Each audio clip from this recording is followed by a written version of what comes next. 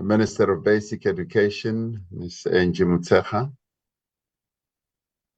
Deputy Minister of Basic Education, Ms. Mhaule, ministers and deputy ministers, as well as members of the executive councils in our various provinces, and representatives of teacher unions in our country, and representatives of various education sector institutions or organizations.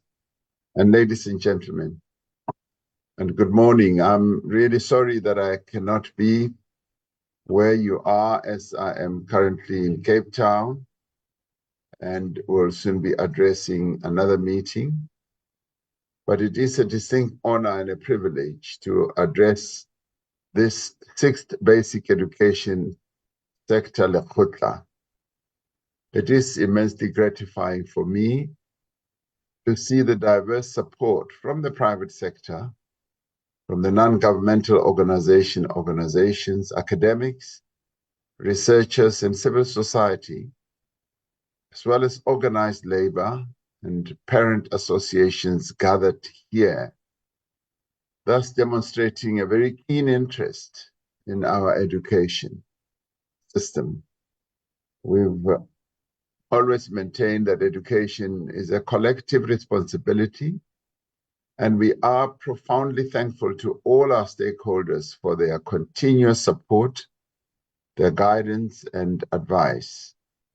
We've always, certainly in our country, held the view that education is a societal undertaking.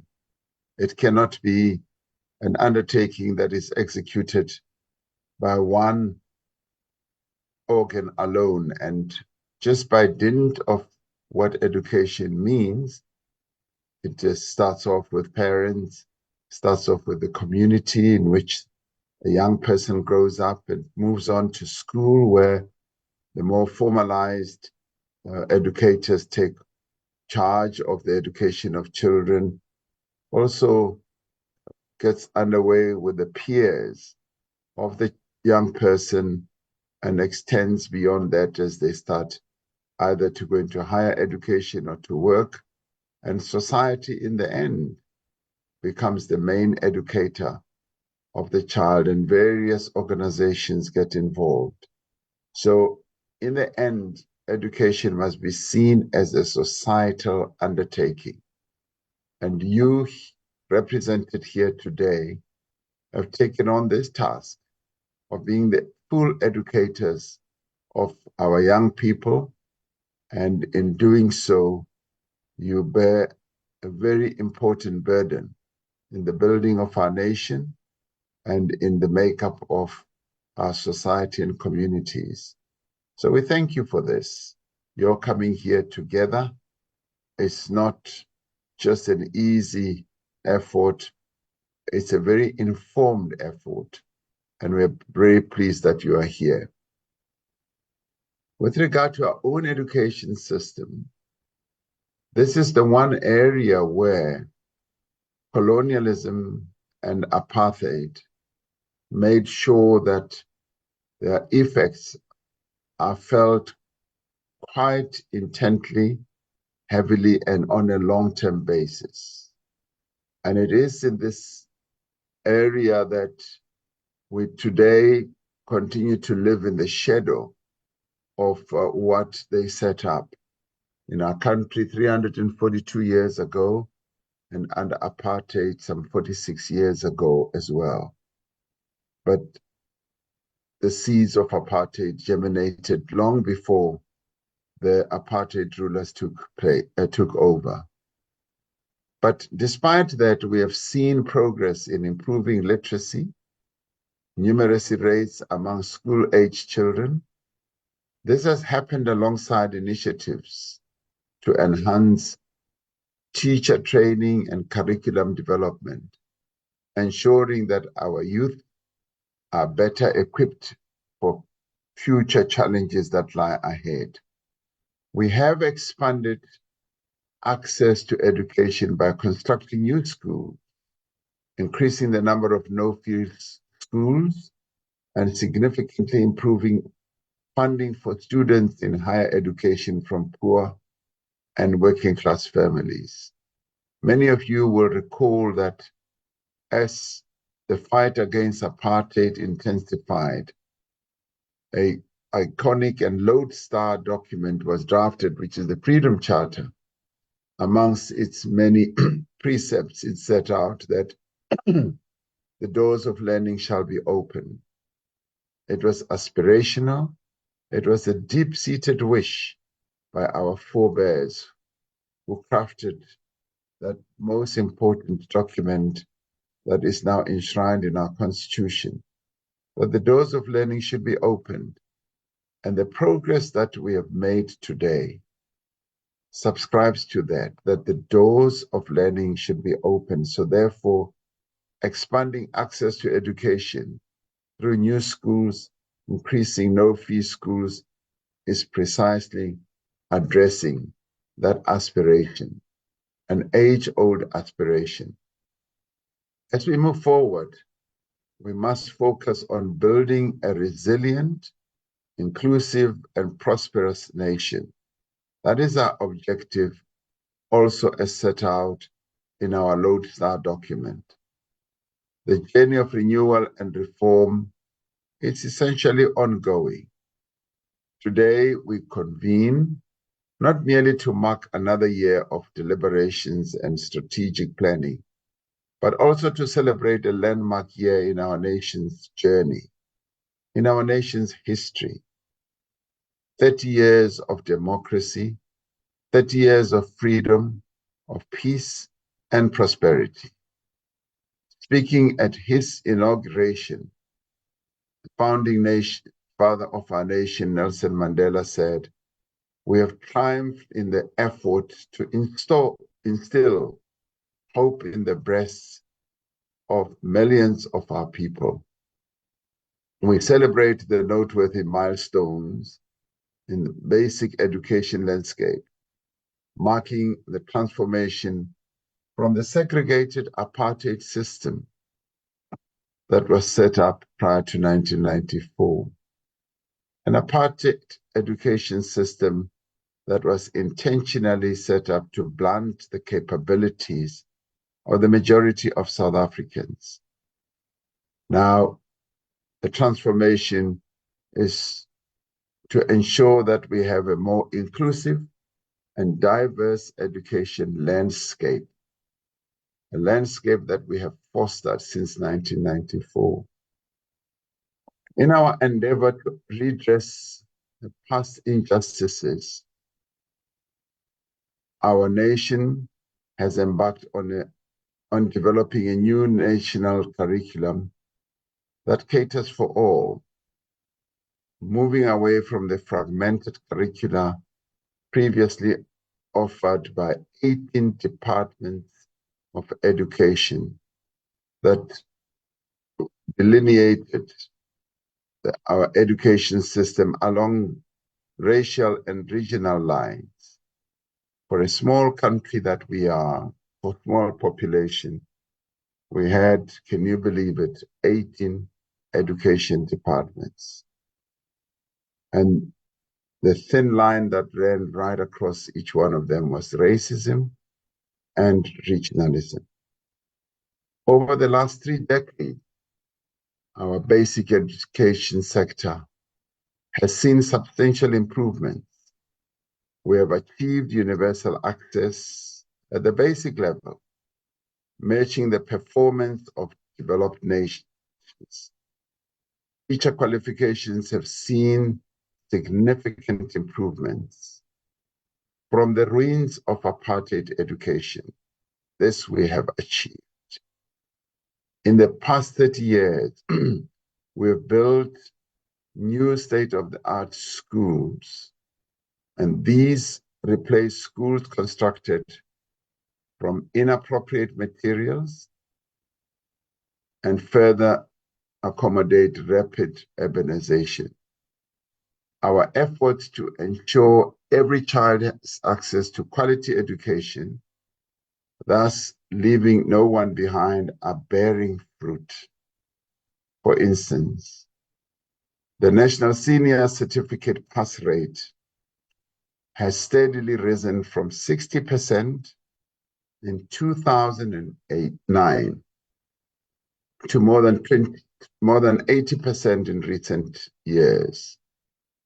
The class of 2023 has upheld this positive trajectory, achieving an impressive almost 83% pass rate, to be exact, 82.9.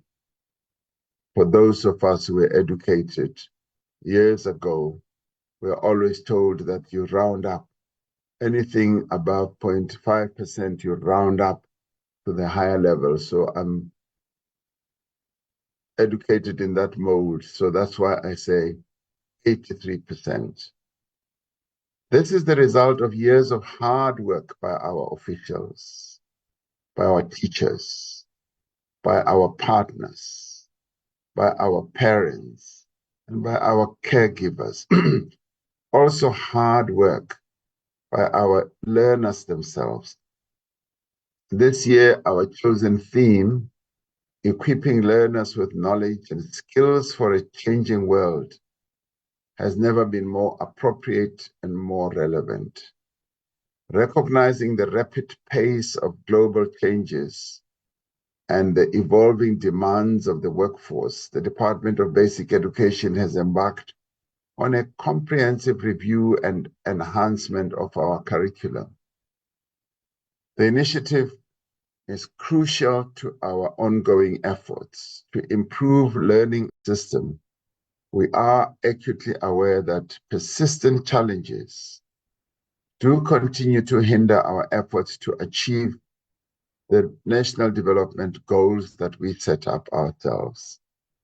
Understanding that these challenges are complex and multifaceted, we commend the Department of Basic Education for embarking on a number of programs and initiatives and interventions that are aimed at sustainably improving learning outcomes. I must say that this is one department that has never tarried and sat on its laurels.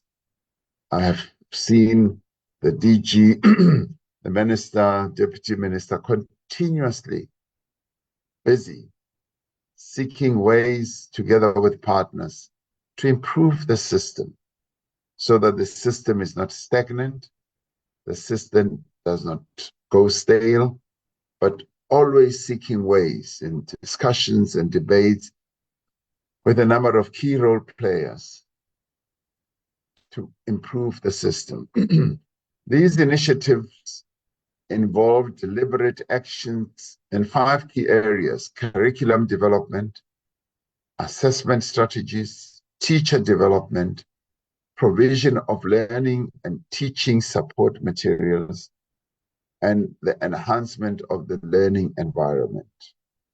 Now, these are 5 critical areas, each one of whom requires dedication, innovation, as well as collaboration with a number of role players. The department's adoption of the South African competency framework serves as a foundation and as a guide to efforts to improve learning outcomes. Through reviewing the curriculum anchored by this competency framework, we aim to enhance critical competencies, modernize and update content, and develop new subjects based on the country's needs. The significance of the framework lies in its delineation of the minimum priority skills, knowledge, character, attitudes, and values essential for preparing our learners to effectively transit from school to work, higher education, or entrepreneurial opportunities. One cannot prepare learners for the changing world without addressing information and communication technologies. The digital world, artificial intelligence, today rule the world in more ways than one, and we have to adapt.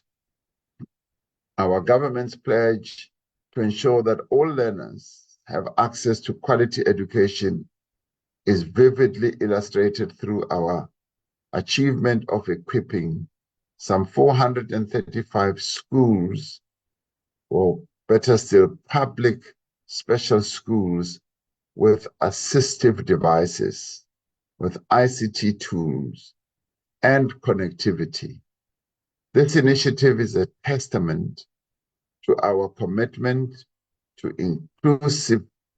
inclusivity, ensuring every learner, irrespective of their abilities, is poised for success in our increasingly digital world, and irrespective of where they are located in the country. Given our limited resources, the Department of Communications and Digital Technologies has been instructed and directed to prioritize connectivity for education and health facilities. The licensing of communication companies is now linked to their collaboration with the department to enhance connectivity in schools and health facilities, a crucial step towards integrating technology into our education and health systems. We are committed to eradicating the digital divide, ensuring equitable opportunities for all learners, regardless of their location, social standing, or financial situation.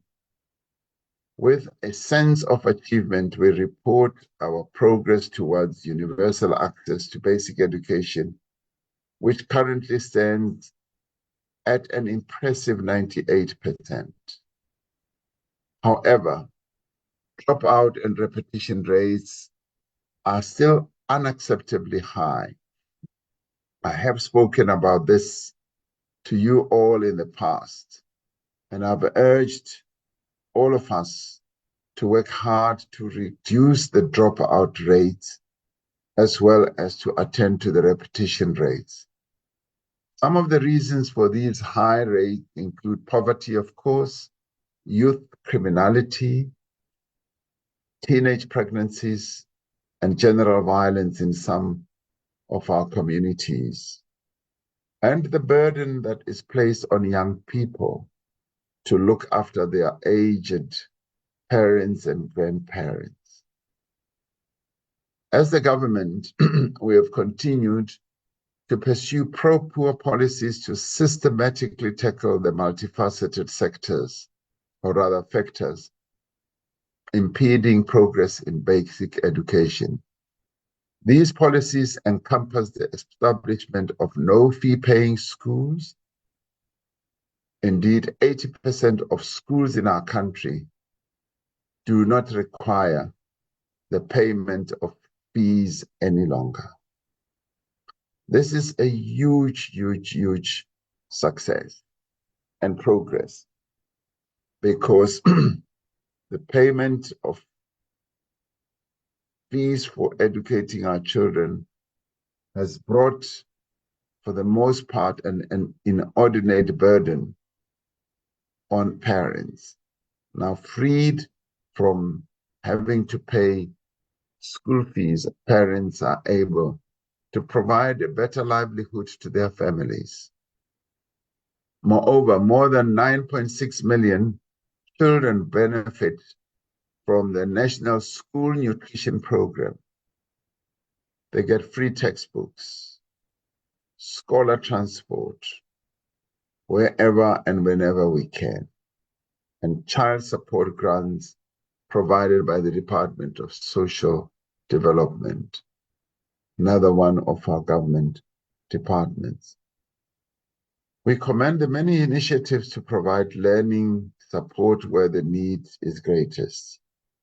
These concerted efforts signify our commitment as a government to enhancing the education landscape of our country, ensuring that every child has the opportunity to succeed irrespective of their background. By addressing these challenges head-on, we affirm our dedication to fulfilling Mandela's vision of education as the most powerful weapon we can use to change the world, he said. We aim to prepare every child in our country for success in a rapidly evolving global context. Our commitment is demonstrated through the three-stream curriculum model, which incorporates technical, vocational, and occupational subjects into basic education. This aligns with the nation's skills requirement and education objectives, moving beyond traditional academic subjects to expand a learner's prospects for the future, but also to respond to the changing world economic landscape, changing the world of work, which requires multi-skilling, which requires new skills, which requires upskilling, and which also requires broadening of skills. Next year, we are poised to expand the educational stream into the further education and training phase. This expansion is a testament to our resolve to ensure no learner is left behind. Early childhood development is a key priority for the government, crucial to shaping our nation's future. Currently, we have developed the 2030 strategy for early childhood development programs. This strategy outlines a comprehensive plan to achieve universal access to quality ECD programs by 2030. To ensure that we reach universal access to ECD programs for children aged 3 to 5, we will need to provide a quality access process so that we can have an additional 830,000 children brought into the net. This is over and above the 2.2 million children in this age group who are already accessing ECD programs. We can agree that the essence of quality education systems lies in the professionalization and quality of the teachers, who are fundamental at the school level. They are crucial to developing the skills, the knowledge, and competencies of our country's needs for faster economic growth. Last week, South Africa hosted the 14th International Teacher Task Force Policy Dialogue Forum. It emphasized the need for qualified teachers to achieve sustainable development goals and support the Africa Agenda 2063. The forum concluded that global investment in teachers is essential to ensure their competence, professionalism, and support. We will do everything possible to continue supporting our teachers, who are the backbone of our education system and who are the combatants for the silent revolution that is currently happening in basic education. I am profoundly aware of the pivotal role that mother tongue instruction plays in the fabric of our democracy. It is a cornerstone of the essential reforms we undertake in basic education and speaks to the broader imperative of decolonizing education. This goes beyond merely ensuring that our children can read with comprehension. It is a vital component of our commitment to educational transformation. I want to express my deep support for this development, acknowledging its significance in our journey towards basic education reforms that are now underway. Our nation's history reminds us of the profound impact of language as a tool that was used for subjugation and oppression. In recognizing this, our commitment to decolonization and transformation becomes even more urgent, ensuring that language is a bridge to knowledge, and it is also an empowerment tool rather than a barrier. Today, all national AU Agenda 2063 frameworks and international organizations such as UNESCO endorse the implementation of mother tongue instruction as a pivotal strategy for addressing literacy challenges. The widespread support recognizes the fundamental role of education in one's first language in enhancing learning outcomes and improving literacy rate. In conclusion, let us double our efforts to ensure our children stand on equal footing. This means all shall have access to public schools, the assurance of being taught by a qualified teacher, and the provision of ample workbooks, textbooks, and stationery. It also means having the necessary learning tools, dignified facilities, such as sanitation, clean running water, basic electricity, and a clean, welcoming environment that guarantees safety for both learners and teachers. You'll be amazed how engendering and creating an environment, a physical environment, just changes, positively so, the mood amongst teachers, learners, and anyone who participates in a learning facility. And it is this that sometimes we don't lay emphasis on. I have seen how when physical environment changes, how it just adds a spring to the heels of teachers, how it just opens up the minds of learners. These are small, at times little things that need attention, that once attended to, just opens up a brave and a bold new world. As we attend to the delivery of education and improving our curriculum, we unleash an energy source that is unstoppable. And it is these learners who we must free up so that they can fly. And you are the cohort, the group of people who are best equipped to do so.